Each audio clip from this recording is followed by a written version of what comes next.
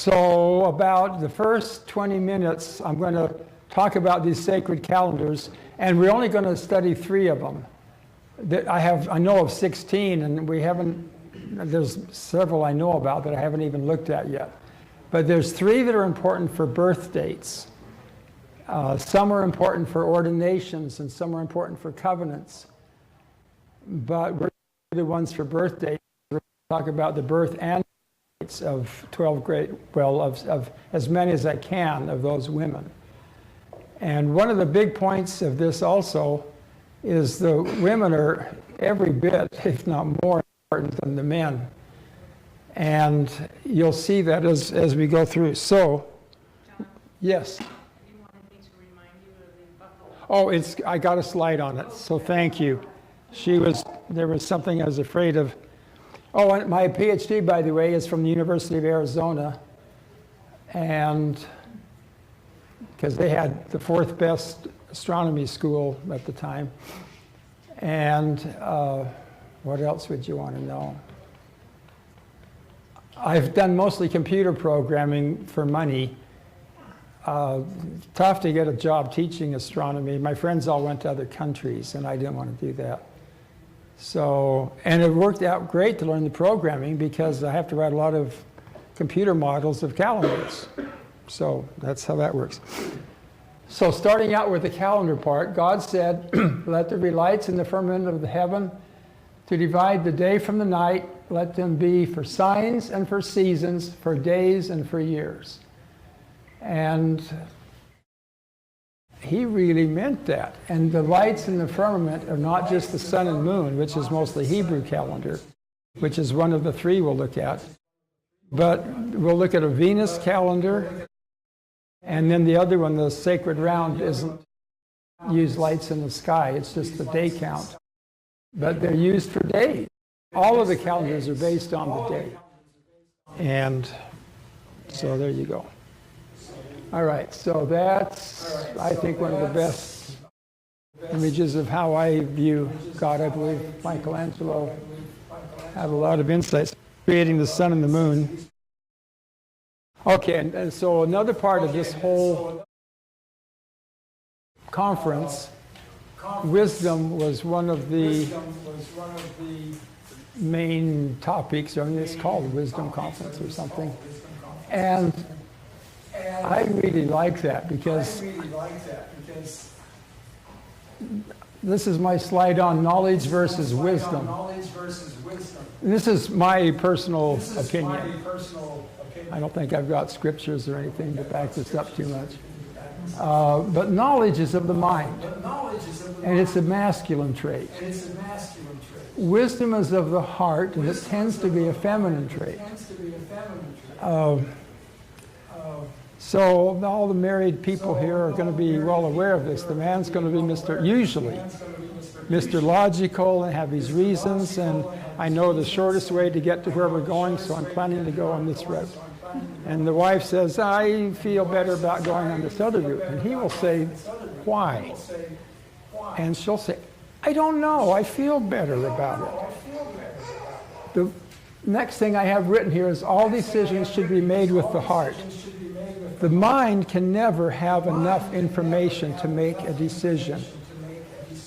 Who knows, there's a crash on the route the man was choosing. The wife felt to go the other way, it'll be much faster. The knowledge, all the knowledge of all the times he's taken the other route and timed it and it's quicker, don't matter today because there's a big wreck there and the traffic is stopped. And she feels good about this. The wisdom, it has a couple of meanings. One is the practical use of knowledge. But another one to me is it brings in, it's beyond knowledge. It brings in truth and what's really going on. That's a female, it's a light and darkness. I don't have a yin and yang picture, but the white is the light and you can see it, and it's, you know, the yang and knowledge. Truth is always hidden in darkness. It's like a shadow in darkness. It's black. You can't see it. It's the way things really are, and it's invisible. There's a whole lecture on that, which we're not doing. The mind cannot know enough to make even a decision. I'm going to give one more example for the men. That doesn't involve women. So you're building, I'm building a little cabin, and I calculate how many 2x4s to do this wall or to do whatever I'm doing. Left brain is great for calculations. Think of it like you do the calculations. Never use your computer to make a decision for you. It's not that smart. It just does calculations. I go to the store, I have my calculations. I think I need 12 2x4s. When you get there, you ask your heart, how many do I need? And invariably, it's either a couple more or a couple less. You go home, you start building it, and you find, oh yeah, I forgot. I wasn't smart enough before. I didn't see that I actually need 2 more, or I didn't need these 2. I've had it happen seriously 100 times.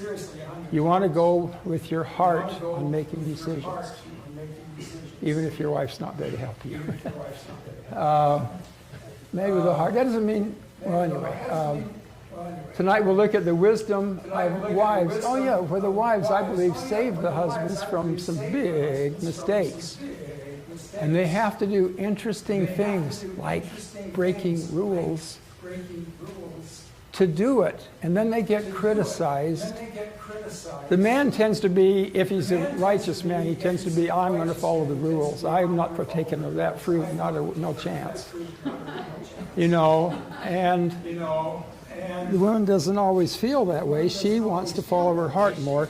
So sometimes your heart actually does have in the back, it really does have a lot of wiring and mechanisms in there. But a lot of times the right brain is a lot like what could be called the heart. So we have the 2 halves of our brain. They are connected by a cord.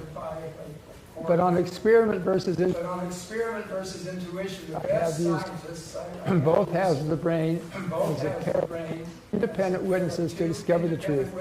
So we all have this like male half and female half of our brains. And this is worth reading across. All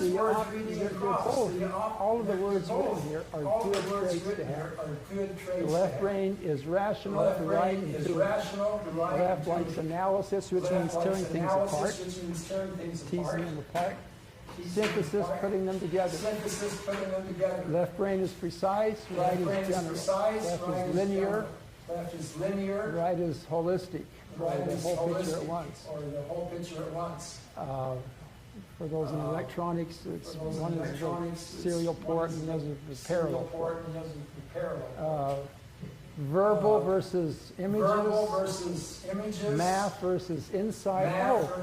Great line from one of the great physicists. Says, why do mathematicians spend so long proving that which is obvious?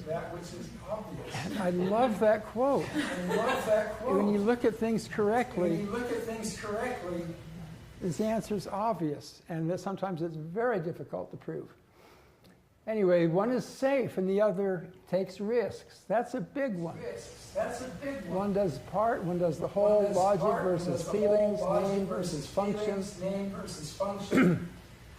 literal, figurative, subjective, planned, and spontaneous. A lot of different characteristics have been mapped out as part of this left brain right stuff. Yeah, I know you've all seen articles on this one.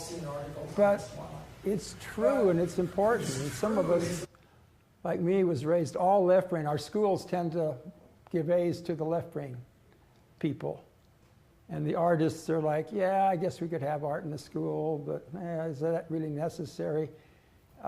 Anyway, we have a kind of a left brain society, but we're supposed to use both. This is what she was reminding me of.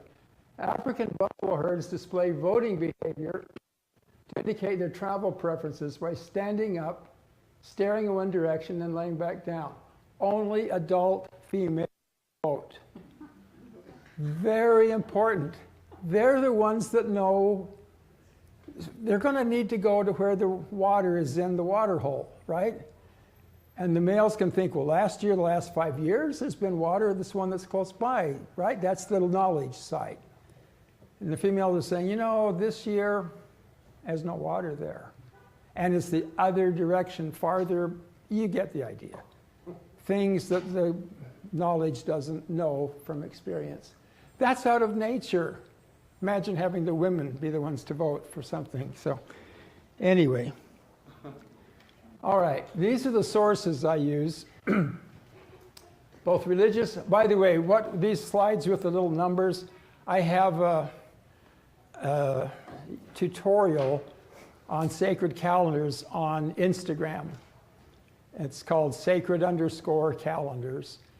And I know Instagram is supposed to be either for like factoid of the day or your pictures of why you've chosen to eat, what you did for lunch. Everybody's excited to learn about you. I'm using it as a tutorial. So, which means I expect you to read every slide and remember everything you've read before, which is sort of naive. But anyway, these are what I use in my work. The Bible is one of many books. The two I want to mention here especially, the book of Jasher is mentioned in the Bible. It's available. It's a wonderful source. It's a true source. You know, in the Book of Mormon, they had the big plates and the little plates, and the one was religious. This Jasher is like the big plates of the Bible. When Alexander wanted a copy of the Bible, the Jews didn't want to give him the sacred Old Testament, books of Moses, so they gave him the book of Jasher. And then he got word, which doesn't have a lot of religious prophecy, but it's wonderful on dates. It gives the birth dates of Sarah and Rebecca and Leah and Rachel and Noah's wife that you don't even know her name, Naeema. Their birth dates, years, are in there. It's wonderful for secular stuff. And it's accurate. I've read a lot of the other books. They're made up. They're not true. Like the Book of Jubilees. All the dates in that are nonsense, I believe. The Book of Enoch is a book that has been around forever. It was rediscovered, the Ethiopic version. It's called Enoch 1. I believe that is actually what's left that's come down through the ages of the Book of Enoch. It's the real thing. That's what I believe. Almost no one else does. I'm kind of a lone wolf in a lot of this stuff. The other books are also useful sources, but I don't depend on them too much. Okay, let's go to the first calendar. There's only a few slides on these, but to understand the birth dates of the women, you need to know this. So Native Americans usually use well, they have two wheels, the Tracina and the Vientina. And this is, Tracina means counting by 13s, and that's counting by 20s. This is a wheel of 13 days, and just like we have a week of 7 days, and it just keeps counting. You never insert a leap day into a week. You know, it's just always 7 over and over and over. This one, they just number the days from 1 to 13 over and over. That's it. And there's 20 pictures. And they go through those 20 pictures. And so the first day, over and over, and never insert one. This is not tied to anything in the sky, in a planet or a moon or something. So it starts off on the day one light. And you can see if you turn the two wheels, so the gears mess around, the next day will be 2 wind. It's sort of like we might say Monday the 1st, Tuesday's the 2nd, Wednesday's the 3rd. It's not real complicated. 13 times 20 is 260. It takes 260 days to go through all of the combinations. So I believe this is the calendar the solar system was designed by, or according to. This is God's calendar. I believe that the Jaredites brought this calendar with them, because it goes back to the Olmecs. And the pictures I've chosen, I've got a book on 50 different American Indian tribes, almost all throughout the Americas, Alaska through Argentina, use this calendar. They all have different pictures, usually local animals. And I went through all of them and picked out what I thought were the best names. Anyway, sacred round, okay? Oh, the pictures represent steps in the cycle of life, especially of mankind, but in a way it's all life. And notice that from birth to death, there's only 4 steps, from 3 through 6. Your birth, adult is actually when you become evil. That's when a child first is no longer the innocent child, but evil enters the child's life. So it's like about 8 years old. I use the word adult, but it's when the natural man is born. Have you ever thought about when does a natural man start? A natural man is an enemy to God. And yet, all little kids are born pure. How do you reconcile that? I reconcile it. The natural man was born on a dragon day, on adult. And then we're supposed to all be reborn after some time. And I can't go through all of these, but be born again. The serpent is the symbol of being born again because it crawls out of its skin. And how many animals do you know that crawl out of their skin to be, reborn again, a new creature? So, and the skull is obvious for death. All these others are going through the spirit world, through anguish, overcoming materialism, rising, the resurrection. So they're all spirit world up through resurrection. And the last 7, I believe, are probably ordinances. I don't know. The Mayans told the Spanish padres, priests, what these things meant, but I've got a record of that, and it's pretty sketchy on these last ones. I don't know if they forgot them or just didn't want to share it, but either way, it's... Okay, second calendar to look at is the Venus calendar.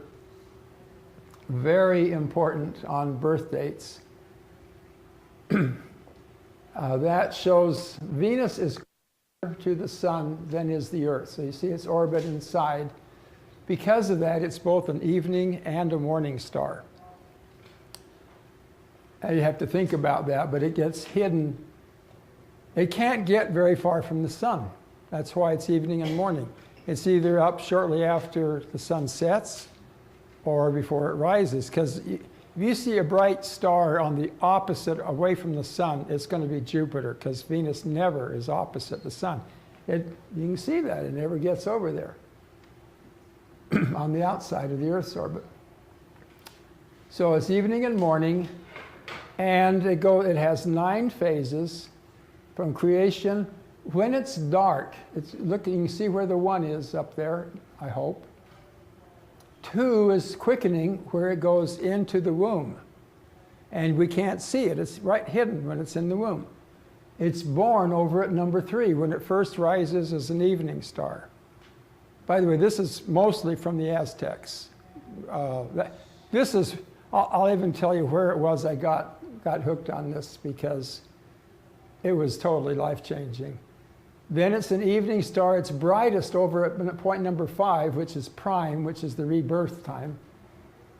And it's brightest. And then it just plunges into this ground very quickly, meaning it's 9 months to go from 3 through 6.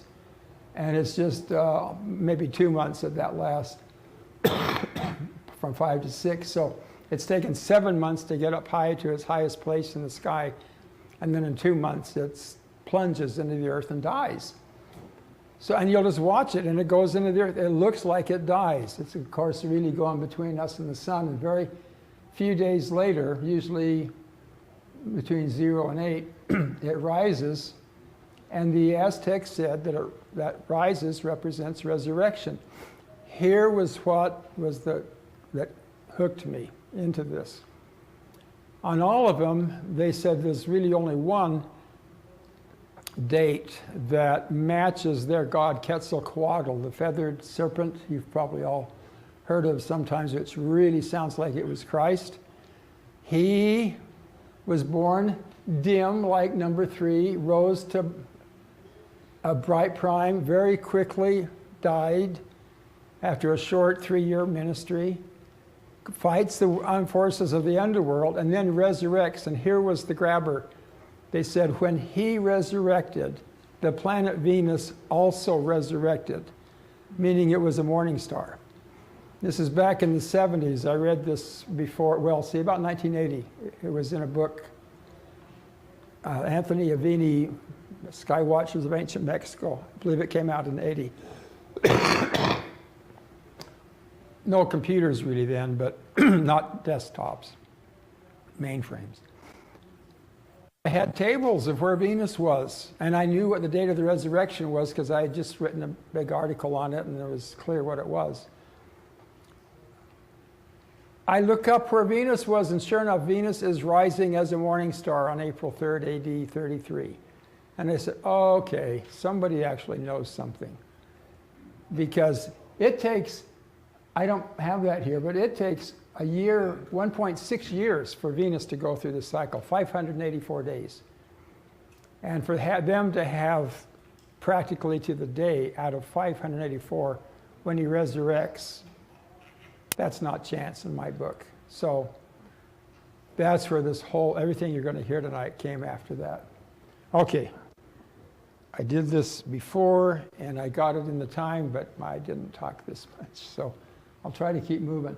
This is how that Venus cycle looks from the Earth.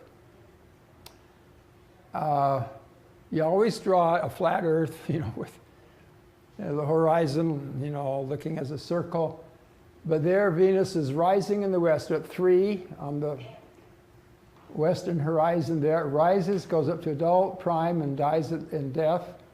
And even though this is a long line from death to resurrection, it's a very short days, like I showed in the last slide. And then it goes up to fullness. I chose that word. That wasn't in the Aztec story. Theirs stopped at resurrection. But fullness I chose because it's brightest there. It's like a full moon, it's brightest, it's fullness, and then I think it's also a priesthood fullness. And then Lord is the highest, where it becomes like God. And then the cycle starts over with creation, which is basically conception. But it's also other things. And then in the quickening, and then into birth. So the Venus calendar is lined up with the sacred round. So, there's 9 holy days. So I've got those 9 circles are the 9 holy days in the Venus cycle. And there's really a pair of each. There's the last and the first are always the holy. The last of each phase, and then the first of each phase is a holy day. There's only 18 of those holy days out of 584, so there's not very many. And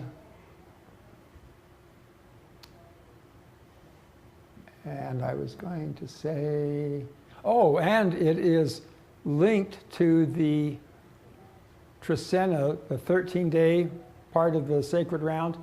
Every one of the holy days always occurs on either a 13 for the end or a 1 for the beginning. In other words, it's synced. It's like on your computers, you can have a lock to grid. You have your little icons all over the table, and you push a button, and bing, they all jump to a nice grid position. That's how these calendars work. They're synced into a grid so that they can line up as much as possible, because they not want to line up very much. It's a rare thing. So that is the Venus calendar, which is synced in to the other. Now the third calendar is the Hebrew calendar. The Venus only tracks that one planet Venus, and that's hard enough. The Hebrew calendar is the most complicated. It tracks 4 different things. They all use the day. But the moon going around, then the lunar cycle, what the original meaning of month was a month, the lunar month, from new moon to new moon. That takes 29.53 days. And it syncs up that, which is the Hebrew month, always begins at a new moon. And then the year becomes, starts in the spring. Well, they have a spring and a fall, but for these purposes, it's spring. And it's always going to be a new moon, so it'll be like the new moon nearest the spring equinox. So usually from March 7th to April 5th or something like that. It's really tricky. You don't need all the trickiness, just you need to know that that's what the Hebrew calendar does. It's got a bunch of holy days. So I've already done this one. It starts at new moon. Oh, a new moon, 25 days. It alternates 29 and 30 days. If you multiply 12 of those, all 29 and a half average days, you only get 354 days. So it's 11 days short of a solar year of 365. So in 3 years, it'll be 33 days short of a year, of a solar year. So they add a 13th month about every 3 years. And that goes in between Adar and Nisan up at the top. So that's Hebrew calendar. I think that's all we have calendars. Oh, and so they have a bunch of different lengths. And the way the Hebrews do it, they have a formula where they calculate it every year, but it's not accurate. And it gets off a full day every couple hundred years. And so I had to come up with a perpetual Hebrew calendar that you can go around this, and it'll never, if you do it right, it never gets off. It's much more accurate. I have not shared that intelligence with the Jewish. Nobody wants to know that their calendar doesn't work, you know. Anyway. Okay, and these are the holy days. You'll see these written on the other slide, so you sort of need it this much. There's the next day consecration, Passover. Yeah, I'm sure you've all heard of Passover. There's the first fruits, the trumpets. The spring ones are up at the top. The fall, trumpets begins the fall. The Day of Atonement is the holiest day of the year. On the 10th of Tishri, which is the first fall month, and then the Feast of Tabernacles. And there's a couple of 7-day feasts. The first and last days of Tabernacles, the first and last days of Passover. Anyway, these are all dates that Moses had in his calendar. One thing that needed to be figured out in my work was the Jews have added a lot of holy days since Moses, when something big happened, like the Feast of Esther, or the Feast of Rededication, Hanukkah, the Festival of Lights. Was that a real one? None of these were real until somebody said, for instance, I don't think these were known before Moses. I don't have any evidence that they were. But the people like Rebecca, Abraham, Isaac, and Jacob, they're born on these holy days. So God's been using them from the start. There's one that's Joseph Smith's. There never was anything until Joseph Smith's death, and it fits the pattern. It's like that's his day. And he's the first one, and nobody knew it was a holy day. That's how these work. Anyway, moving on. Now we're done. Now we go to the women. So you're done with the tough part of the how to learn. Now I will try to go through, and let me just kind of eyeball the time a little bit. Yeah, we're doing fine. That was supposed to be a half hour. So, Eve. Talk about taking the rap, for all the problems of the world. And I know the scriptures say she was deceived. I believed her mind was deceived. The left brain is deceived.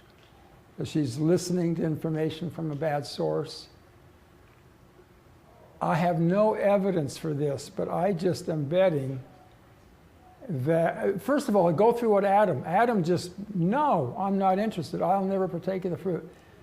And, Satan leaves him, and it's like the sky is true blue, not a chance. He's gonna be a good guy and follow The Lord told him not to touch it. He's not going to touch it. Another thing to note is the Lord talked to Adam. There's no evidence in the Bible that the Lord talked to Eve. The Lord talks to Adam before Eve's even around and says, don't partake of this. She suddenly shows up, got a partner, I'm supposed to stay with her. And he tells her not to eat the fruit. She only breaks his commandment.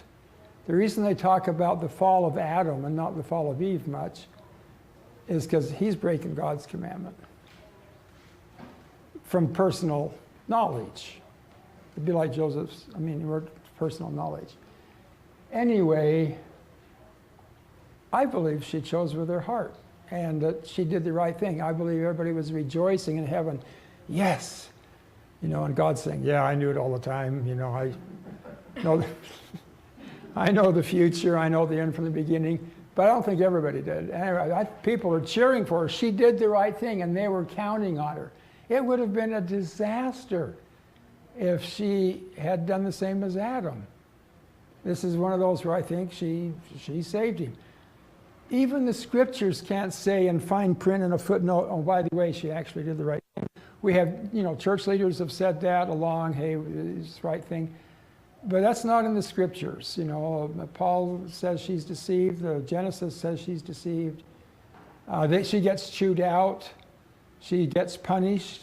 Adam gets punished. She gets punished. There's no little footnote saying, well, we're going easy on the punishment because we're actually pretty happy with this. It had to be that the man and the woman brought it on themselves. It can't be that we blame God for the fall. It's got to be that, yeah, we're fallen people, we messed up. So you got to have all that part in there. Still, I'm just suggesting she might have chosen wisely. What would have happened if she hadn't? I know God was counting on her to make the right decision. Oh, now we can go to the date. The day you can actually, there's clues in the scriptures of when these things happened. I'm not going to go into that, not enough time. She partook of the fruit on 13 serpent, the high day. I told you they go from 1 to 13.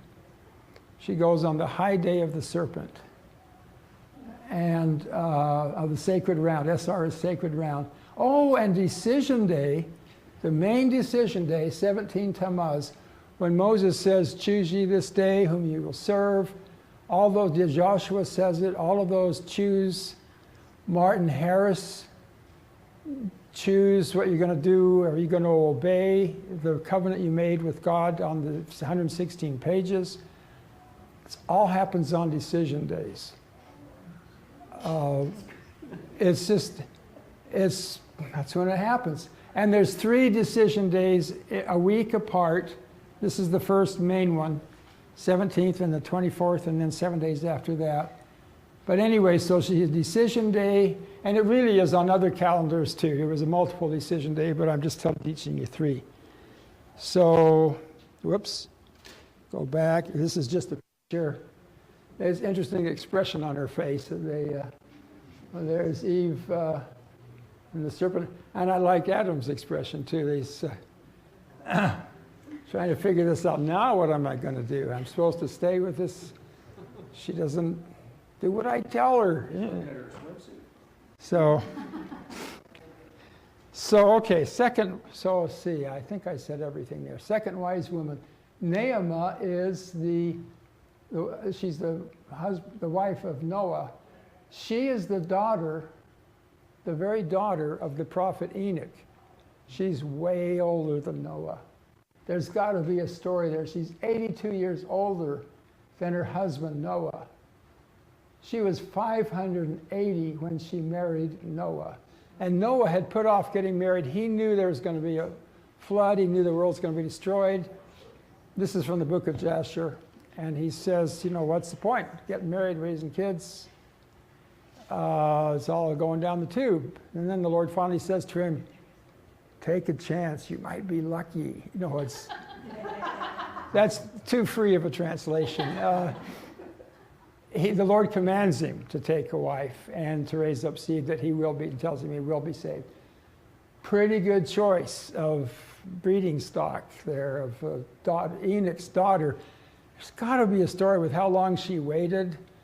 I mean, it doesn't say if she was married before or anything. but way older. Okay, now we go into the calendar stuff.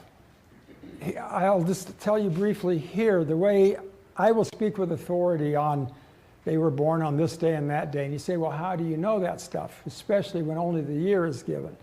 Well, in any given year, like this year, there's usually 3 or 4 very multiple holy days, like on maybe 8. Usually it's 8 or 9 in a typical year. There'll be one day that's holy on 9 different sacred calendars. Okay? They're usually it's just a random thing. I mean, it's this holy day and that holy day. It doesn't tie to anything. It doesn't tell a story. On these birth dates,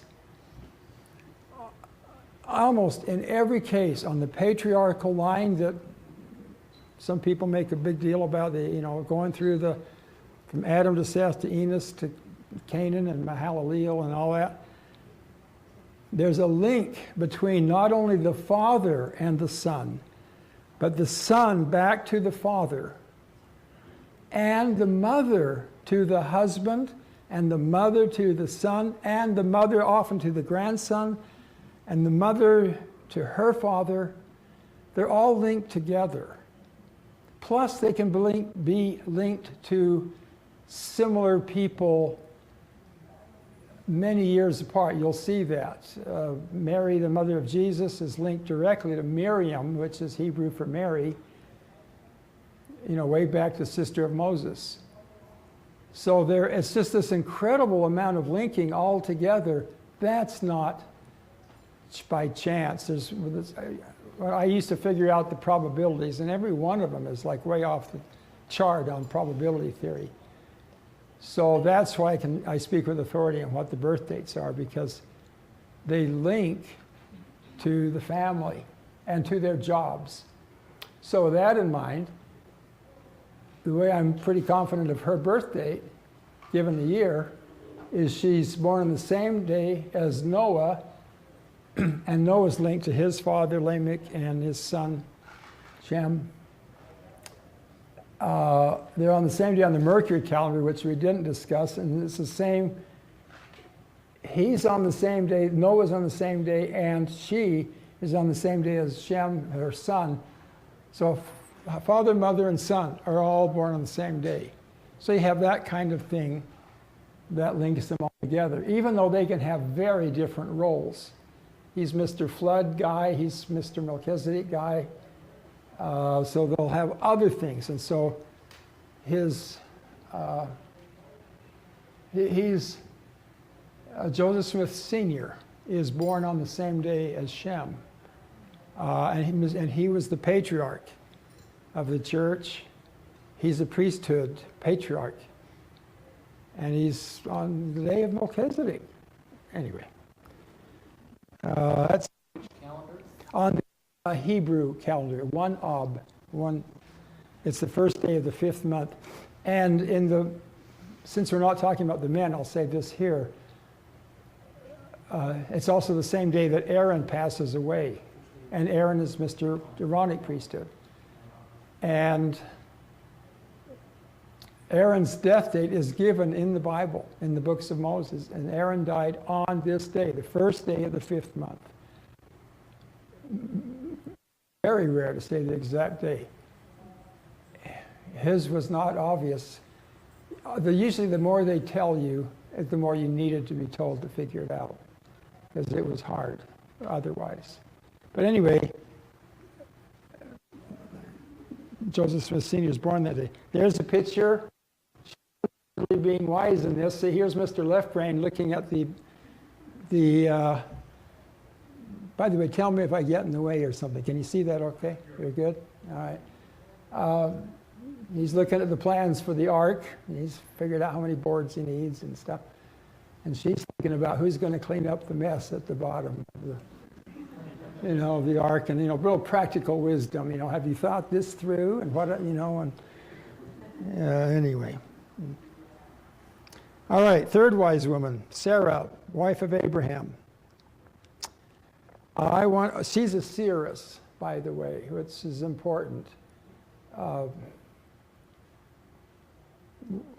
let's just go on. I believe we always talk about Abraham's temptations. Oh, he had to sacrifice his son and wouldn't be that hard. And I'm thinking, let's see, I got sons that I'd sacrifice pretty quick, actually. Oh, sorry if my sons see this, just a little joke there. But no, that was his long, awaited, the promised child. He's 100 years old. Okay, so that was hard. I believe she had temptations every bit as hard. If the couple is going to make it to the top glory, they've got to both go through the tests independently, as far as I've read and can tell. And they don't get in on each other's coattails. How would you like it if you're going with your husband, ladies, and you're going on a trip and you go to a hostel, maybe the headhunters, and the headhunters say, who's that with you? And you realize they're probably going to kill you to get her. So you say, oh, she's my sister. And so you get turned over as the sister. You get turned over. This is what happened in Egypt, right? She gets turned over to the Egyptians. And she's thinking, well, I don't know what you would think. I'd be thinking, I thought you were my protector, and you're going to fight off the dragon for me, and you just turned me over to these guys. And she could have said to him afterwards, why did you do that? And he's got to say, I was saving my own neck. We always have these rules. Well, technically she was his sister because she's his niece, and in their law, they call them sisters. Yeah, he deceived them purposely to save his neck. That's what happened. I think that might be a hard test for her. And if that's not hard enough, he goes off to sacrifice her son, her only begotten, and she didn't know about it, and she found out. I mean, her husband's going to go sacrifice her son. I'd suggest that's a pretty hard test if that's what your husband's gone to do. And I'm just saying I believe the women had just as hard a test, and we just ignore that mostly. I mean, you never thought of it sometimes. Okay, so I just said all of this. And again, she's born on the same day as Abraham and his father Terah on what's called the uniform Venus calendar, which we haven't talked about. It's a version of the Venus. And on the day one birth, and again, that's the one day out of 585 in this case, that represents birth. They're all three born on that one day. That's not a chance thing. Anyway, Sarah. And there she is, beautiful woman, even in older age. She's born after sunset because the Hebrew day starts, I didn't say that, but after sunset. On that day, Saturday, 16th of May. So it was first fruits on the Hebrew calendar, one reed. That's the day the Savior is going to be born. It represents resurrection on the sacred round, and one birth on the other one. So there you go. And now her death date, Abraham's wife Sarah dies on this Friday afternoon. It's the Day of Atonement. Atonement is Saturday, but it's Friday after sunset. And so technically it's Saturday, 10th of Tishri. That's Abraham's birthday. This is the link between her and her husband. Abraham's not born on a day that links to her. It can either be husband to wife or wife to husband. It's somebody to their children. In other words, it varies all around. But if I don't have that kind of a link between parents and children, I don't publish the date because I don't believe it's right. It's that much of a pattern. When the Lord institutes a pattern, I've thought about this a lot and prayed, and the answer is he never has to say, oh yeah, sorry, it worked for all these other people, but we couldn't make it work for you. Sorry, but we love you anyway. That doesn't happen. It's a okay. Fourth wise woman is Rebecca. I think she's my favorite for reasons that are going to be listed here. The main one is the story that you probably all struggled with when you first heard it. I don't know if you've resolved it. But she has twins. Oh, let's see, do I have that down? Yeah, I'm going to skip to the third one. Got an answer to prayer written in Scripture. How many revelations do you know in Scripture where the Lord said to this woman such and such? I can only think of one. It's Rebecca says, what is going on in my womb? I've got all this pain. It's like fighting in there. And I'm talking to all the other ladies, and and it says, and the Lord said unto Rebecca, there are two nations fighting each other in your womb, and they're going to continue to do that like they still are. And Esau and Jacob. Anyway, she had her own, revelation that's in the book of Genesis. So she has these twins, and one is obviously a good guy, and the other is obviously a bad guy. Turns out they're big on who was the firstborn, even if it's just a few minutes earlier. So Esau's the firstborn. The husband, Isaac, is going to be Mr. Rule follower, and we're given the blessing to the jerk because he was born first. And she's saying, no, no, no, no. We're not going to, she didn't say that. See, there can be deception in here. So, you know the story. She puts fur on the hand. It's Isaac. And Isaac is 123 years old, and his eye vision is shot. And he thought he was going to die soon. It turns out he lived to be 180. So he's blind, I guess, about the last 60 years of his life, if he stayed blind. But he's blind enough he couldn't tell his twin sons apart, who were 63 years old. Anyway, Jacob says to his mom, she says, we're going to fool him, and he's going to think you're Esau, so you get the good blessing. And Jacob freaks out a little bit and says, what if I'm detected? I could not only lose the blessing, I could be cursed. This could be really bad. Like, this doesn't look good to me. And Rebecca says, if there is a curse, let it fall on me. Basically, I know I'm doing the right thing here, and it's going to be fine. Do it, it's going to work. And it could have failed. Isaac could have said, hey, I know the voice, and I don't know what this furry stuff is, but come on. We know this is Esau. It didn't, it worked. She was supposed to do that. Again, people in heaven are cheering that she breaks the rule and did what she felt was right. It would have been a disaster if Esau had gotten the blessing. Okay, so I have that up there. She would take the blame. She had the most amazing life on the sacred calendars of anybody except Adam and Mary, Virgin Mary, as far as I can tell.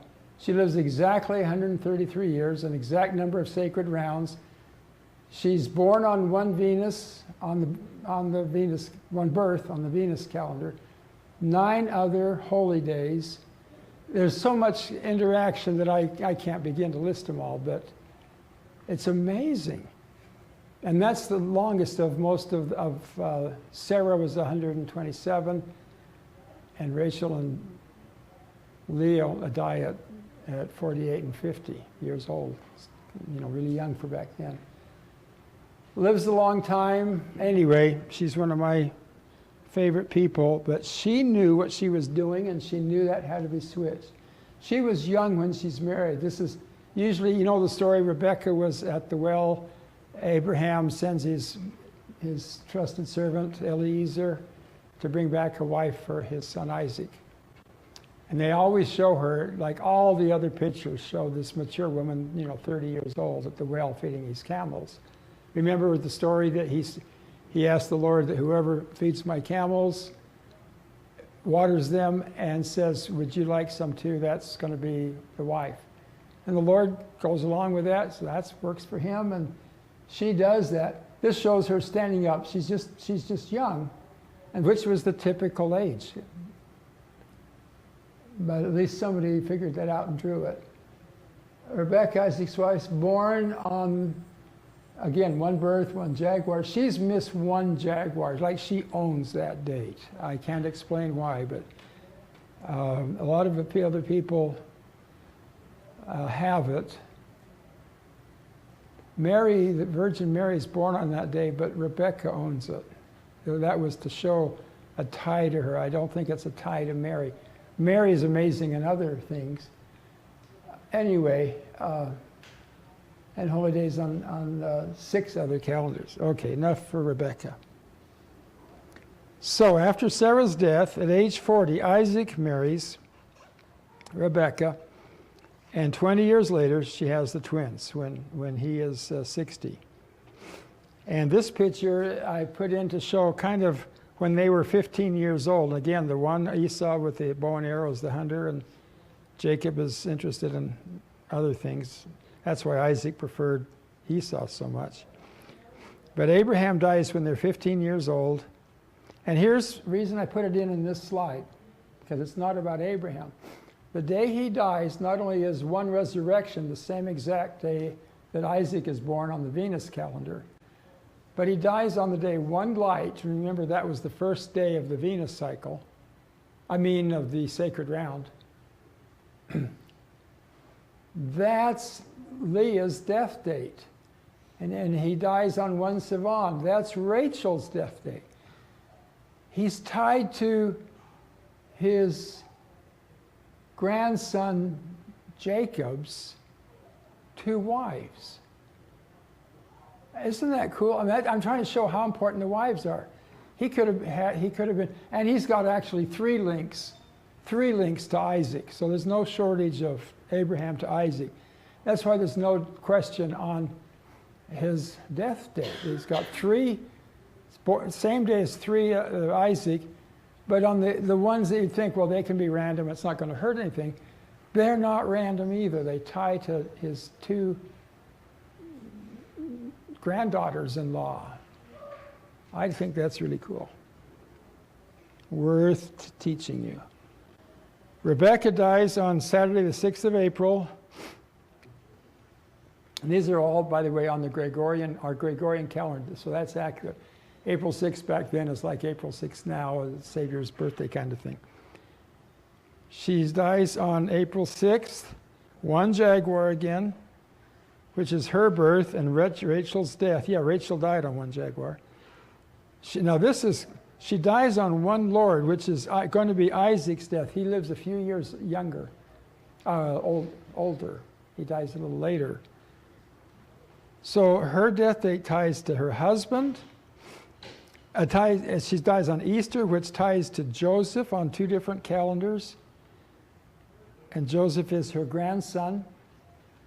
So hers ties to her grandsons. You get the idea. To her husband, to grandsons, to the other women, you got it. All right, 5th wise woman. I don't know too many wise stories about Leah. Remember, they were the 2 daughters of Laban, and Jacob goes over to work 7 years for Rachel, and he wakes up the morning after the wedding where the bride was veiled, and here's Leah, the twin sister. Leah and Rachel are twins. And, says, what's going on? How would Leah feel about this? Feel that she's in on this deception? Yeah, this guy doesn't love you. He thinks he's marrying somebody else, but play along. I mean, just think of it from her side for a while. She's going to be the mother of 7 of the 6 of the 12 tribes and a daughter. She had 7 children in 7 years, but one is Dinah. So she's the mother of half of the 12 tribes. And then there's 2 from one handmaid, 2 from another, and 2 from Rachel for the 12. She's really important. This is supposed to happen. I don't know how much wisdom goes into her doing the marriage because she's kind of, talked into it. But another thing about her, she had to endure not feeling love. The scriptures are pretty clear that Jacob loved Rachel. She had 7 children in 7 years. Oh yeah, she had a barren period, which concerned her enough that she gave her handmaid, maiden, that's supposed to say, to her husband to have more children. So how many of you women have had 7 children in 7 years and felt bad? You had a full year, almost 2 years of a dry spell, and wished you could give your maid to your husband. That's not okay. Most people wouldn't feel like they were a dry branch at that time, you know, of 7. But anyway, so that tells you something about her. Anyway, and she also has amazing calendar links. Yes, question. At what point did the dry spell or the barren period? She had 4 in a row, Reuben, Simeon, Levi, and Judah. Then there's a dry spell of basically 2 full years. And then at the end, very end, the last 2 years, she has twins. Is how Zebulun and Dinah are twins. And she says Gad and Asher and Zebulun. Oh, and now Zebulun's her last. I'm forgetting one, but anyway, she had one other one too. So, but it was almost 2 years. That's one reason it was easy, sort of easy to figure out all the dates of birth, because there's only so many ways you can get those children in. They're all born in different, all 12 were born in different constellations of the stars, which we're not going to talk about. Anyways, twin wives were born on this day, Feast of Esther. And that's kind of a female holiday. Esther, she's not one of the 12 I put in. Great story of Esther. She's a wonderful, wise woman. She's got a whole book in the Bible about her. I thought I was going to do some different ones for you, so maybe one you didn't already know the stories of. But anyway, she gets her own holiday, but Dinah's born that day. And they're also both born on one birth, Venus. That's hard. And one story is a story too, but we'll skip that. So here's Leah. They always draw her not all that super gorgeous. In fact, it's hard to find a picture of Leah at all. Everybody's big on the Rachel. But she had one set of twins, I just said, Dinah and Zebulun. Oh, and those twins, Dinah wins out. Dinah's born on the Feast of Esther too. So there you go. Just as Leah was. So there's a tie to one of her children. Leah dies at age 50 on one light. We talked about that. One resurrection Venus, one Tammuz. Her son Judah was born on one Tammuz. So she is linked to one of her main children. Judah's one of the big ones, the Jews. She's got a date that links to him and a date that links to 2 of her other children, Zebulun and Dinah. So I'm just showing you these links are in there. 6th wise woman is Rachel, her twin sister.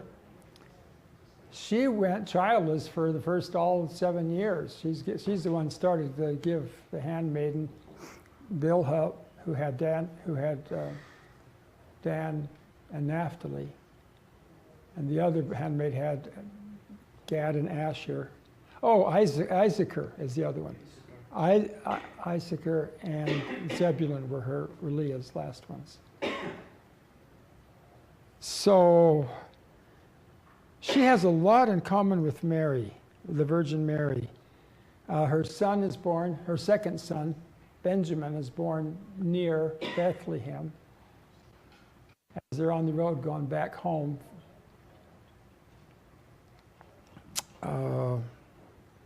Anyway, she's got also amazing calendar links to her husband and children. So there's a picture of her dying in childbirth. She's 48 near Bethlehem. Benjamin's born on one Sivan. So now there, think of that common thing on how many women die in childbirth. I talk about a strong link on the calendar from the death of the mother to the birth of the child. They're on, it's the very same day. It's not just a similar day. That was a holy day on like 6 or 7 calendars, and Benjamin, most of the 12 tribes are born on like 4 or 5 holy days. Benjamin's born on 8 or 9 because of his mom's dying that day. I believe that's the reason, and you can tell who's who those dates represent. So he's born on 1 Jaguar. Oh yeah, which is actually Rebecca's day, but both Benjamin born and Rachel dies on 1 Jaguar. Jaguar is kind of a priesthood day. I believe it's like Aaronic, especially Aaronic priesthood. And 1 eagle is more like Melchizedek priesthood. Okay, this slide really has got a lot of information on it. These patriarchs and their wives have many identical shared holy days. Just on the Venus calendar, I could have put up, 6 or 7 calendars, and then it'd be so confusing, so to keep it simple, 1 calendar, Venus calendar. But look at this. Isaac, he's not born on the same day. He lives 11, where it has arrows and a number under it, that's an exact number of Venus cycles. So Isaac dies on the day 1 Lord on the Venus calendar. Rebecca dies on the day 1 Lord on the Venus calendar, 11 cycles earlier. So it's an exact number of cycles. Over on the other side on Rebecca, all of those dates are 1 birth. Rebecca's born on 1 birth. Jacob's born on 1 birth. Leah and Rachel are both born on 1 birth, which is the day to be born, right? I mean, it's not just a holy day and the same holy day. It's like the one holy day representing birth. And it's never 0. There's a 0 birth and a 1 birth. There's 2 holy days at each of those 9 places. They might die, they die on the 0 because that's an ending. I don't know if I told you that. The 0 is the last day. It's a 13 day and it's an ending day. 1 is the beginning day. They're always born on 1. But anyway, it goes down to Levi, who's Leah's priestly son, and he dies on the same day Leah's born, which is going to be 1 birth. And Jacob's death is also the same as Jacob dies on. Jacob's life is also really amazing. He's born on 1 birth, dies on 1 birth, and he's got a bunch of cycles that work out exact in his life. Anyway, I'm just saying this is all, I'm hoping you get the idea. It's way beyond chance. This Venus calendar, it's 1 day and a year and 6 tenths, and here all these people are born on it. All right, 7th wise woman. Let me see where we are time-wise. Okay. Tamar, how many, when you just see the name Tamar, how many know who Tamar is, know that? Okay, a couple of Tamar people. So Tamar's one of my favorites too, actually. And she's never, you will not hear a primary about Tamar. Because Tamar, first of all, huge, wonderful heritage. She's the daughter of the firstborn son of Shem. Shem's firstborn son is not the one Abraham comes through. He goes through the thirdborn, Arphaxad. Shem's first son is Elam, which is Persia. This is a Persian princess. Judah picks out this Tamar, Persian princess, to marry his firstborn son. That's the good news. The bad news is he wasn't so careful for himself. Judah marries somebody there in the area. They've already moved back to Canaan now. And he marries a Canaanite woman. Think about this, and they're supposed to try to stick to the chosen line priesthood. Not just priesthood, but chosen line. He marries a Canaanite. He has 3 sons. He's going to be the line of the Savior. The Savior is from Judah. Judah is the kingly line, the kings. He's already, I believe, messed up and got the wrong wife. He picks a gem for his firstborn son. His name was E-R. Is wicked, the Bible says, and it says the Lord kills him. So the rule was you give the wife, his wife, to the second son, who is to raise up seed for his brother. By the way, this is well, don't have time for by the ways. His second son, Onan, O-N-A-N, does not want to do that. I'm not going to raise up seed to my brother. Come on, I'll get my own wife. So he is also wicked, and the Lord kills him. And Judah says, oh my goodness, this woman is not lucky. Anybody, lucky for me, anybody she's marrying, they're all dying. He's got a third son, Shelah, and he says to her, you know, why don't you go back home and live with your father, and when Shelah grows up to be old enough, we'll call you back and you can marry the third son. Well, many moons go by and she's never called back, and she figures it out that Judah's not ever going to call me. Now here's the wise part. See, where you know the future, your heart tells you that he didn't ever say he's not going to call her. Her heart tells her Judah has no intention of ever marrying you to his third son. Somehow she knows something about the importance of raising up children to Judah, if not the others. The Savior is going to be born in this line. Judah is all pure lineage. She is Miss Super Pure. She's almost better lineage. Well, I won't say that, Abraham, Isaac, and Jacob, but it's great lineage. She takes matters into her own hands. And she hears that Judah's going into town to shear the sheep, and he's probably, after a long day, wants some relaxation or comfort, and there's a good chance he's going to visit a prostitute. She goes and dresses as a prostitute, sits in the wayside. This is the only time she does it, not before, not after. Invites him in, takes his cane and ring as collateral. He's going to bring her back a sheep in payment. She gets pregnant. She bears 2 sons. These are the only 2 children Judah has. And it's Zerah, the red thread guy, sticks his hand out first. They tie a red thread. I don't know how many of you midwives have the presence of mind to tie a red thread on what arm comes out.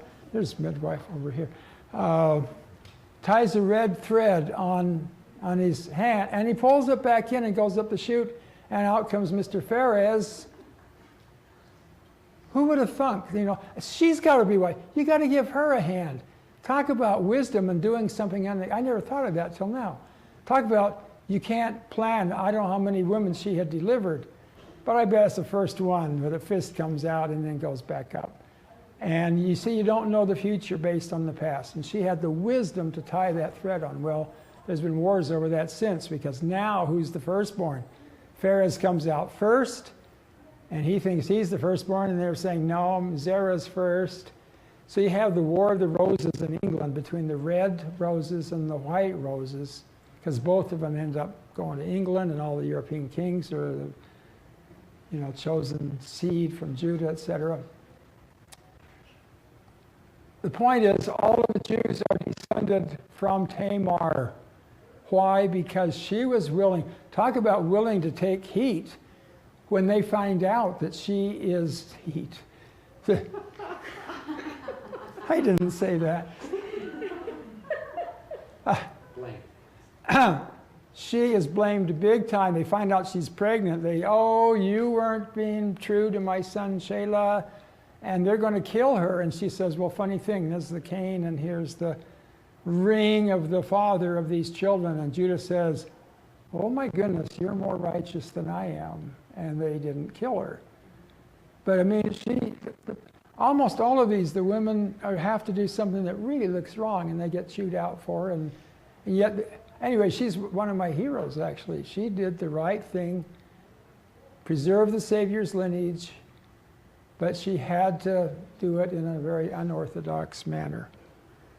So I'm actually giving her more time than some of the others. She gets a whole chapter of Genesis. I think it's 38. And that's a lot. So she is, and she kept veiled the whole time, obviously, because it's his daughter-in-law, right? So there you go. All right, eighth wise woman, Miriam. She is also a seeress. When she was 5, this is from the book of Jasher, she's 5 years old. She's 5 years older than Moses. So when Moses is born, she prophesies that this will be the deliverer of Israel. And that's why it says she went out, when they put him in the basket and floated him away, it says she went out to see what would happen to her words if they would fall to the ground. In other words, here she prophesies this and the kid could be, gone. Anyway, she's a seeress. She's Moses' older sister. She's born on one birth and one wind. And that's the same day of the parting of the Red Sea. It was parted by the wind. If you read it carefully, what parted it says the wind blew all night, and that was on the day one wind.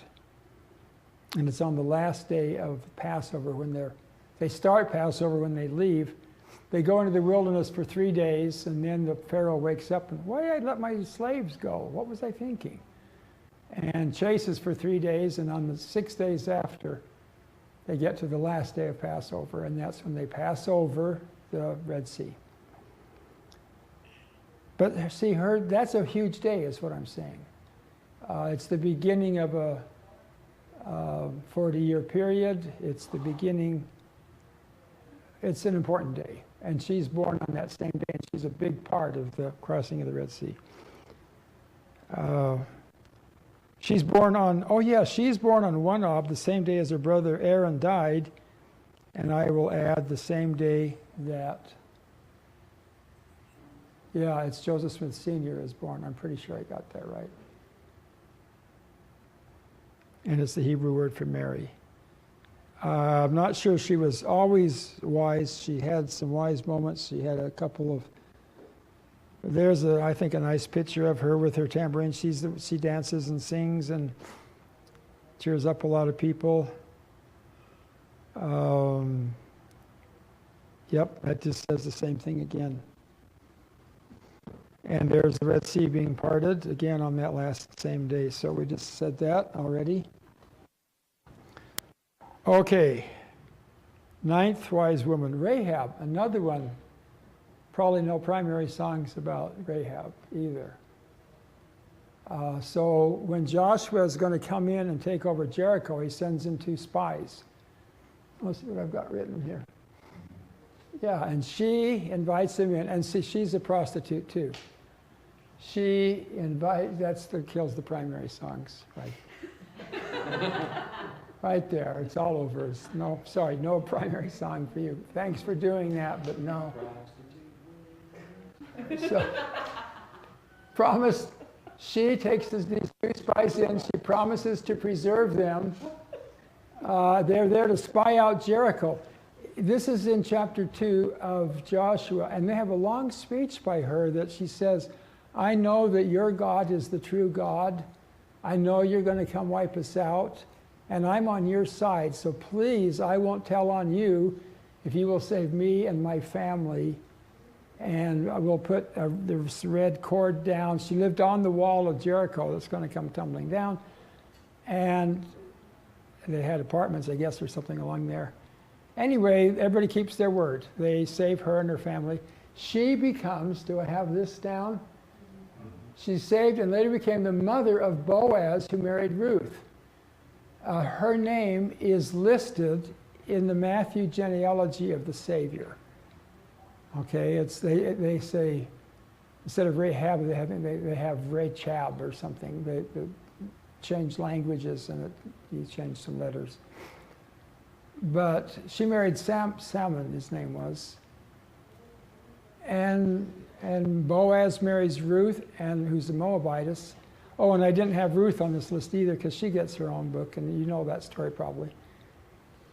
But that's a big deal to have your name as a woman in the list of the genealogy of Christ. They're like some of the main women, and this woman was much respected and married into a royal kind of line.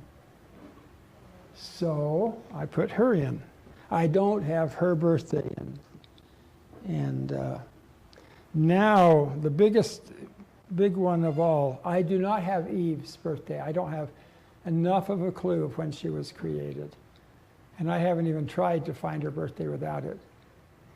Adam's birthday is so amazing that I could have found that no matter what, but it turned out Joseph Smith gave a big clue on when he was created. And it's in the year Joseph Smith said, so it made it like really easy. But Adam's birthday is, you wouldn't expect one of those in 15,000 years by chance. And so to have even one anywhere in the 7,000-year history of the earth would be lucky. And it's right in the year Joseph Smith said. It's known. Eve, I've never really looked. Maybe I will. So I don't know hers. But of women that I've known and something about, we don't know how, the Bible doesn't say how old Mary was when she has her baby Jesus. But I knew roughly within, 5 years, somewhere between age 14 and 20. And just looking at those 6 years, there's this one day that is like, whoa. And I'll spend 2 or 3 slides on it. She's also what I would call a prophetess. You read what she says to Elizabeth when she visits her, and Elizabeth's a prophet. I mean, these are amazing women. She's the mother of Jesus. She has big constellations. The biggest constellation of Virgo is partly about her, and other ones, the prince, the infant prince, where the woman's holding the infant God. No other women have any constellations that I know of. Very few men do. So she's something else. She raised a perfect son. How many, people? Nobody here volunteering? Yeah. Nobody here volunteering? Again, look, she has to endure this humiliation. They all have to endure humiliation and stuff.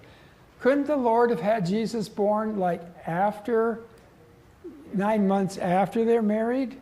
No, you're chosen. And by the way, you're going to be expecting next week. And oh yeah, sorry, you're not married, but that didn't work out. She's got to, what did I do wrong? Nothing. It's part of the same thing. You got to go through it.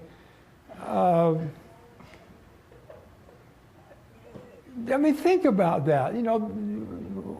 That was all done with a lot of foresight. All these dates are worked out from the beginning. So, by the way, she was 17 when Jesus was born, 16 when she's married, or when she was, betrothed, engaged. Perfect son, who have him. He gives birth in a stable. Birth of her son was heralded by angels. And, well, you all know all of that part. I think when you read what she says, she's very wise. I believe she's blonde. And this is the only blonde picture of Mary. The Jews originally were fair-skinned and a lot of blondes. And then they intermarry a lot with other races, and so they lose that. So now you always draw them with, black hair or dark hair. But she's blonde with green eyes. Born on 1 Kislev. She's born on, which is the same day as Rebecca. She's born on one birth, the same as Rebecca and Rachel and Leah and Miriam. And one wind. She's another, it's the same as, it's one birth and one wind, the same as Miriam. 1 Kislev, trumpets. Oh, and she's born in a holy year. You name the years the same as the days of a year. So there's a Passover year about once every 365 years. And in fact, there's a set of 7, because Passover is a 7-day holiday, so there's 7 years in a row. She's born in a Passover year on the Enoch calendar. The Savior will start preaching in a Passover year on the Hebrew calendar. Anyway, born on all these nifty days. She, after the crucifixion of Christ, there's a lot of persecution of Jews. She goes with Joseph of Arimathea, and he takes 12 apostles, 12 of men, like a high council. They go to England, where he knew about he did trading in tin mines. And England was a well-known, the uttermost parts of the earth kind of thing is England, the Isles. It was Britannia back then, the Roman province of Britannia. And she goes to Avalon in Britannia and dies in AD 48, which means plus 17, she's 65 years old when she passes away. And trumpets and resurrection, one adult, one storm. One storm's the same as Rachel, Tabernacles, Heshbon. And down at the bottom it says Avalon, Britannia was renamed Glastonbury, England. But they actually have church records there that say that Mary died in AD 48. So that's amazing. Those records exist. Otherwise, I wouldn't have known the year, and I wouldn't have been brash enough to pick, to do this. So here's a wheel where I put Mary at the center and shows she has all these links to Rachel and Leah and Rebecca and Miriam. And they're all born on one birth on the Venus calendar, so that's a link to all of them. But some on one storm on sacred round. One hupa is the priest calendar, which I haven't even told you about. One wind is sacred round. One autumn is Enoch. So in all these different calendars, one Kislev is Hebrew. She ties to those 4 women. Isn't that amazing? I mean, this is, plus then you say, well, wait a minute, what about to her son? This is, we're doing all these ancient women. What about the mother-son thing? Well, you are in luck. Here's many links to her son's life. She's linked to when he's taken to the temple at age 40 days, to when the Magi come, when they go to Egypt, when he's baptized, the day of transfiguration. And her death only links to one of those, but her birth links to all the others. In fact, to all of them. So, anyway, many links to her son's life. So, alrighty. Hey, we're going to make this, I think. Yeah, I was hoping for 20 minutes for questions. So let's go to a couple of modern ones. Lucy Mack Smith, the mother of Joseph Smith. So I just wrote a few things that came to mind. She writes a history of the prophet Joseph Smith. She was really a powerhouse. If you don't believe that, just read her own biography. And she really, I think she's just trying to tell it like it was, but she overcomes these men all over the place who say, oh yeah, the boat can't get through the ice. And she says a prayer and the ice breaks up. And, it's all over the place. She's really a powerhouse. Her knowledge of making maple sugar saved the farm. Yeah, she comes from the Macks, knew how to do that. They learned it from the Indians. They live up in a maple sugar area. Anyway, that's another story. A lot of wisdom, a lot of faithfulness. I got a picture of her. As far as, I hope I have good stuff on the children. There she is. Oh, I've just got to, before I do the ones on Joseph, all of her children, not all of them, Samuel, Hiram, I think William, the big players of her children, they're all born on holy days on the Hebrew calendar.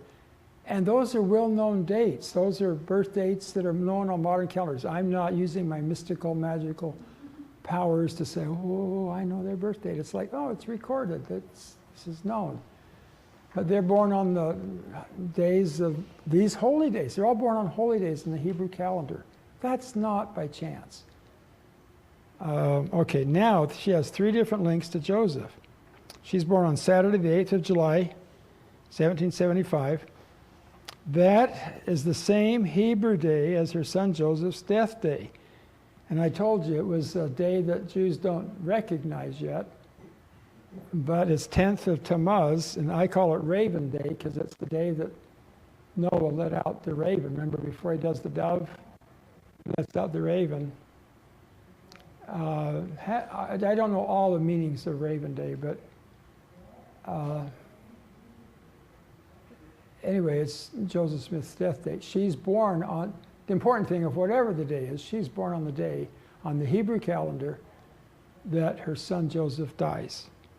The second one, she's born on Raven Day on the Enoch calendar too, which is called 14 Summer. And then she's born on, she's born on Joseph's star day.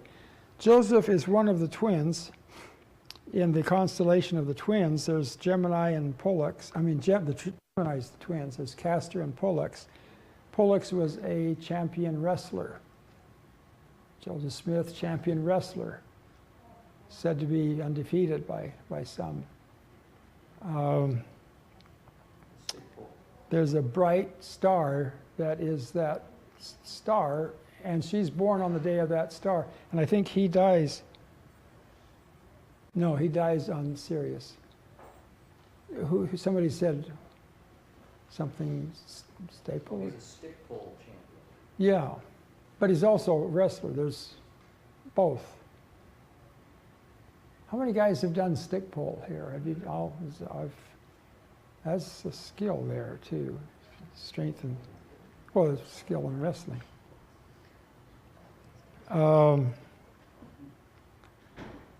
Anyway, there it is again. That's the same kind of thing I'm saying about Rebecca. 3 ties on sacred calendars to her son who's a prophet.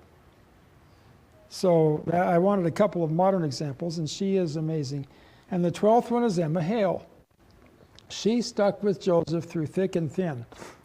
And there was a lot of, there's a lot of thick and a lot of thin, I guess, depending what you mean by those words. But Joseph did some unusual things and would be tough on a lot of women. And she not only stuck with him, I believe she was wiser than he was. And she is born, it used to be a triple decision. I think now it's just a double. Oh, I don't have that on this. It will be the next one. Anyway, she stuck with him all the time. And it'll turn out she's born on decision days.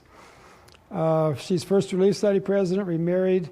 Oh yeah, they had that Emma show, and she remarries another guy, and he has an illegitimate child, and she raises him. So she's a good sport, righteous woman. She's one of my heroes too. She's incredibly strong. But boy, it's a good thing there she is. Good thing Joseph stuck with her as far as I'm concerned. And Brigham Young never liked her very much. She didn't like him very much. So that was kind of a mutual deal. So here's 4 calendar links between Emma Hale Smith and her husband, Joseph. She's born on Tuesday, the 10th of July. That is 1 Tammuz, which is the first day of summer. Joseph is like the opposing or the twin or the companion. And he's born on 1 Tebeth, which is the first day of winter. So for you, those of you that are opposites in your husband and wife, these are born on Miss Summer and Mr. Winter. Second one, she's born on Decision Day on 2 calendars, both Enoch and Uniform Enoch, on different days on those 2. And boy, she'd had some tough decisions to make. And those, like I said, those decisions are almost always, do I follow the Lord? Am I on the Lord's side, or what do I do? I already told you in the Garden of Eden, there were 3 decisions. I told you there's 3 decision days in a row, a week apart. The first decision day, Eve partakes of the fruit. A week later, she brings the fruit to Adam. She thought about it that long before she offers it to him. And he thinks about it for a week, and it's a week later that he decides to partake of it. That's all hidden in the Bible somewhere, and we won't go through that now, but the stuff is hidden for us to find. Proverbs 25:2 says, it's the glory of God to hide a thing and the honor of kings to find it out. The Lord loves to do this stuff. And he hides the best stuff in the most boring parts. Those lists of the begats, so much information in there. Everybody, oh yeah, skip the begats. Yeah, they all had kids, whatever. Yeah, Methuselah something. And that's where all this secret stuff is, a lot of it. 2 calendars. She's born on the little dog star day. I've got champion. That's not that's wrong. That's not the wrestler. It's Procyon or Procyon. It's the bright star in the little dog. I don't know a common name for it. And he is born. Is he born on Sirius? He dies on Sirius. But Joseph Smith is the big dog.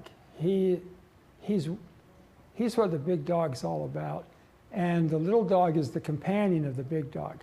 So when it's Joseph of Egypt, he's the big dog. His brother Benjamin is the little dog and was born on the little dog the day his mom dies. So it's a companion. So anyway, she's the companion of Joseph, is the symbolism there. But he dies on that day. So anyway, 4 calendar links between Emma and Joseph. Okay, that I believe we are really close to done. So I have articles on all of this stuff on my website, johnpratt.com. It's pretty archaic. I have the little icons that they did, when the world was very young. It first came out. So it's an archaic website, but it stands alone. It will all fit on a CD. I can have a whole mirror image of everything on my website on a CD. It's just about full now, but I want to try to keep it somehow. So I have over 150 articles on science and religion, 75 on sacred calendars. There's a calendar spreadsheet, which unfortunately doesn't work on most browsers anymore because they don't use Java. They got rid of that. So I got to make it so it works the phone app, but I haven't done that. But again, on CDs, there's an old browser that does work with it on Windows. It has a religious chronology with all of these dates I've talked about and a lot more about. It's over 200 dates. And I have a link where if you say, how did he get that? Then I have all the references there.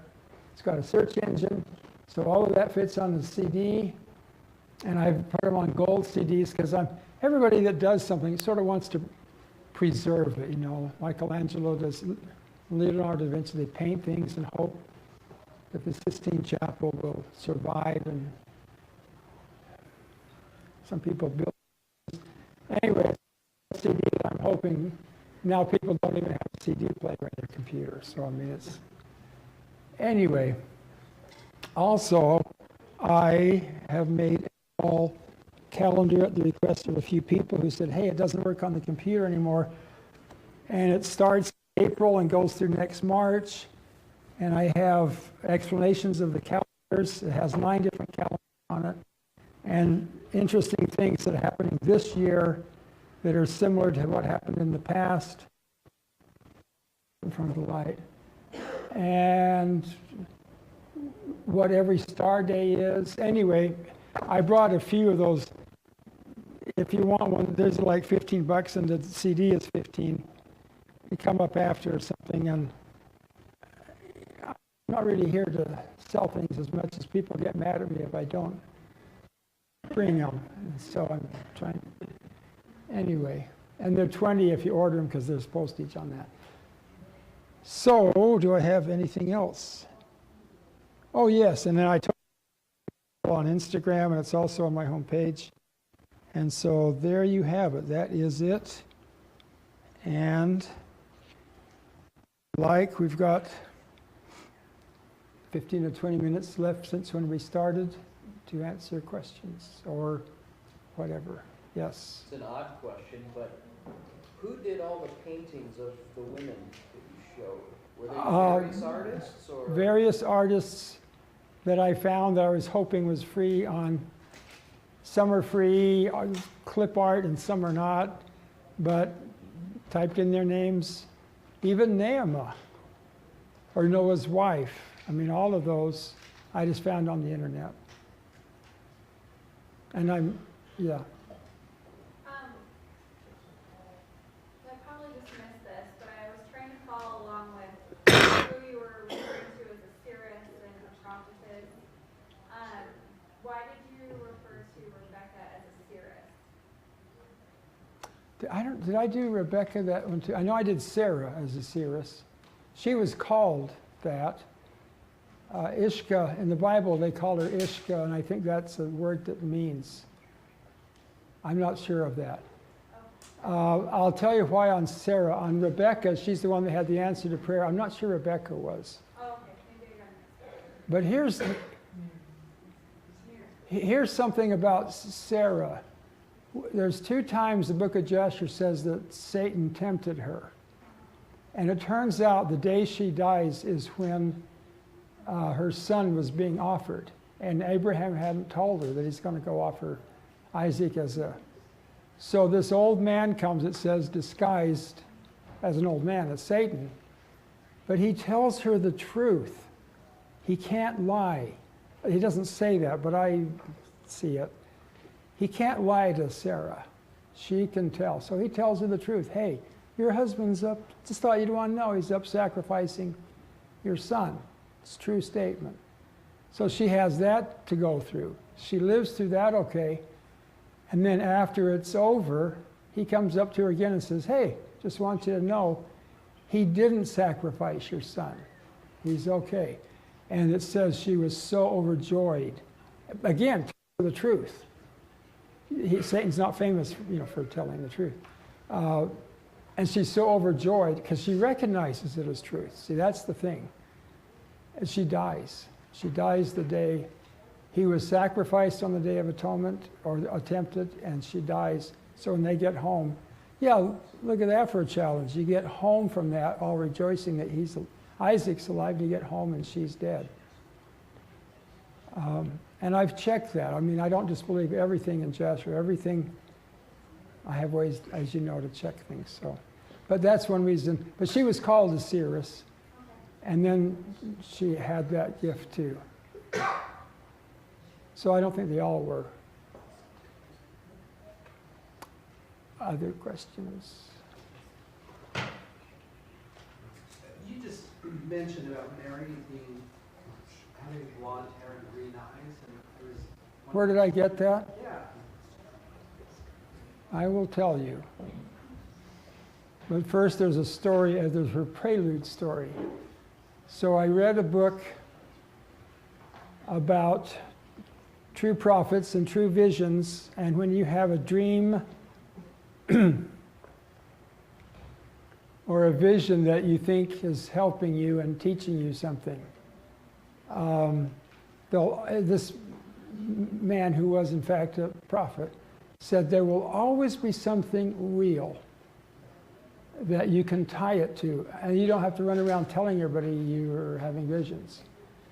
And an example from my work, because I can't do this all by myself, see, so now I'll tell you, I've had a lot of help all along. I mean, this is way too hard for me to figure out. And so I've had dreams and vision, and I'll give you one example. One is a dream, and I have this guide that shows me things. But in none of my papers, 150 papers, I never say, I saw this in a dream, I was led this, believe me, because I'm a prophet guy. I don't like playing the prophet, the trump card of Revelation. So that's nowhere in my papers.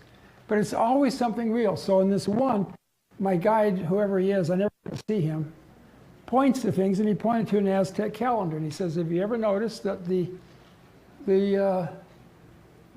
lizard is exactly opposite, the dragon, when evil enters the life of the child, is exactly opposite of the jaguar, which is the Aaronic priesthood, you baptize them, and that's the end of the dream. I wake up, I was so excited. No, I had never noticed that. I run over to my Aztec calendar on the wall, and sure enough, they're opposite. Now I'm going to write a paper about it. Am I going to say anything about a dream? No, I'm going to say, hey, have you ever noticed that if you look at an Aztec, it'll be, go to a Mexican restaurant, you'll have it on your mat, you know. And isn't that interesting? It's opposite. See, I don't have, so it's something real I can point to. Okay, so having this, and it says it's like golden plates. You get a, it's one thing to say, I saw an angel. It's another to say, and here's the Book of Mormon, which was, you know, translated from it. Okay, you got it. So I got that from a dream. And I have a daughter named Mary, blonde and blonde and green eyes. And she has a playmate named Sarah, or Sally, who's blonde with blue eyes. And I saw these two little girls playing, and I thought it was my Mary and Sally. And again, my guide says, that is Sarah, the wife of Lehi, blonde with blue eyes. And Sarah means princess, and that was always that's where you get Princess Di and all of that. You need your blonde. I don't know if she has blue eyes or what she's got for eyes. Anybody know Princess Diana eyes? Anyway, that's the princess sign, and you have to keep marrying them in. Anyway,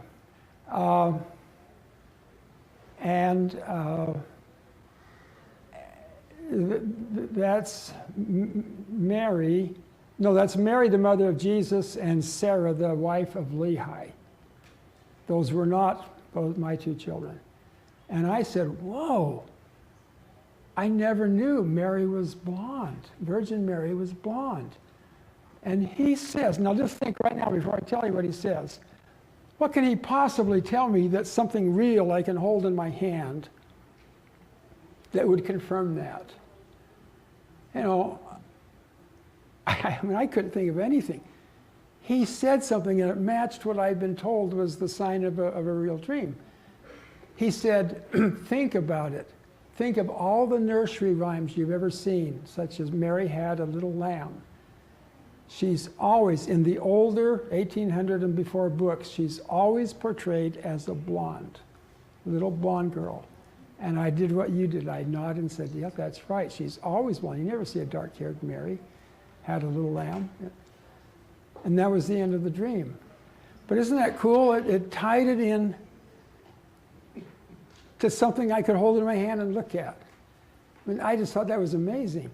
Anyway, that's the main place. Then you read the Indian legends, and it says Jesus, the Quetzalcoatl, had green eyes. And, you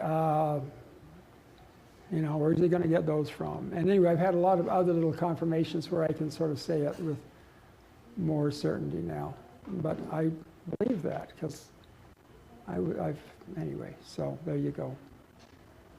And I could have avoided that answer, but I didn't. Thank you.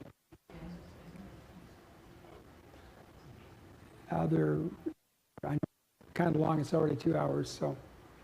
So if we were to look at our birthday on this current calendar of this year, it would not be this, it would not match. You want to first look at your birthday on my program that after. On the year that we're born. The year you're born, you look at your birthday and you say, oh, I'm on 13 Monkey and I'm on boom, boom, boom, boom, and then see where that is this year. And so since you say that, for instance, on Joseph Smith, he's born on 23rd of December. In the December, I've got about 3 things. This is Joseph Smith's birthday, and it'll be December 11th. But on this calendar, that's repeating again. So yeah, when I say they were born on this day, I'll say which one it is on this calendar. Because yes, they all jump around. And a lot of them jump anywhere in the year. There's a few of the Hebrew is tied to the year, but the sacred round just goes round and round, and it's any time of the year. All righty, why don't we end it here? I do have a few of these discs and calendars if somebody wants. I think they've got goodies, and I know they've got some cookies in there and stuff, so I'll hang around if you have other questions. You can come ask me, but let's end it there. So thank you.